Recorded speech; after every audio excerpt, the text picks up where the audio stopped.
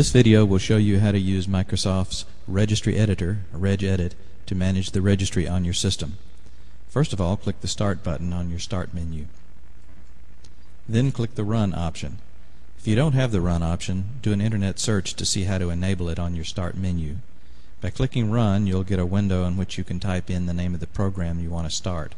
In this particular case, it's Regedit, R-E-G-E-D-I-T, R-E-G-E-D-I-T. Click the OK button and that'll start Regedit. After you start Regedit, you'll see a window divided into two panes. On the left-hand side is the information from the registry in a hierarchical view. On the right-hand side, there's a list of name, type, and data, which are the keys, type, and data values from information in the registry. We'll talk more about that in just a minute. Over in the left-hand window, and don't worry if your display doesn't look exactly like this, you'll find a hierarchical display of the registry. Now these items that you see over here in the left-hand side at the uppermost level are called hives. Notice at the very top here there's a label called My Computer and an icon representing that. And then below that are the 5 hives that are the standard Windows hives in the registry.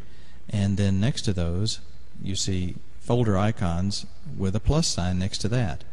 These plus and minus signs that you see here allow you to expand and collapse the view. And this view looks a lot like the hard disk drive on your machine, like a directory if you will, which is also a hierarchical arrangement. So if I want to open up one of these hives, all I have to do is click the plus sign. Notice the folder here shows open, indicating that I've selected this particular one called HKey local machine. Let me click the plus sign to have it open it up. Notice that there are again icons underneath this in the form of folder icons, and these show again the hierarchical nature of the registry. So let's open this up and take a look at some of the information inside the registry. Now I'll go down here and I have a particular path in mind, and I'll show you that as we go through. I'm going to click up the one named Software, and then I'm going to, as you'll notice, it was already open at a point to where underneath that there were a list of vendors, and Microsoft is open here. Scrolling down a little bit further, you see that underneath Microsoft there's an icon for Windows, and underneath that current version. And if I click on down and scroll a little bit further, there's one of these labeled Run. Now notice down here on the bottom status bar that it shows you this full hierarchical path that I mentioned. There's the My Computer that we saw at the top, HKey local machine, software, Microsoft, Windows, current version, Run. So this looks again very much like a directory path on your hard disk to a file there. Within this particular area, which is the key in the registry called Run, you will see over here in the right hand pane now a list of the actual data items, data names and types and data values that are shown for these in this particular key. Now in this key in the registry, it's what Microsoft Windows uses when the system starts up to start programs running.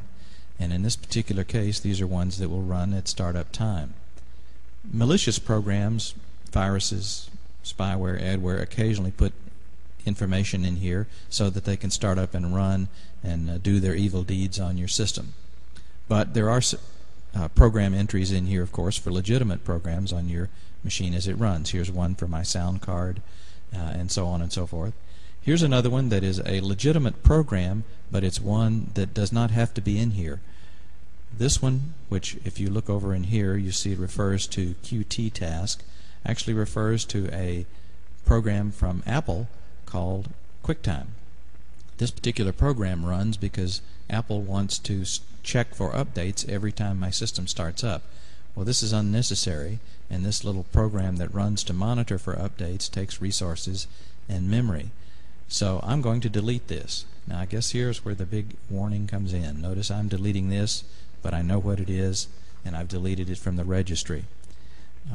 You'll find anytime anyone talks about the registry you get this warning. If you manipulate the registry and set some things that are invalid or delete keys and things that the system requires to run, your system may not boot. So don't try this unless you're very comfortable or get sound advice in terms of what you're going to edit.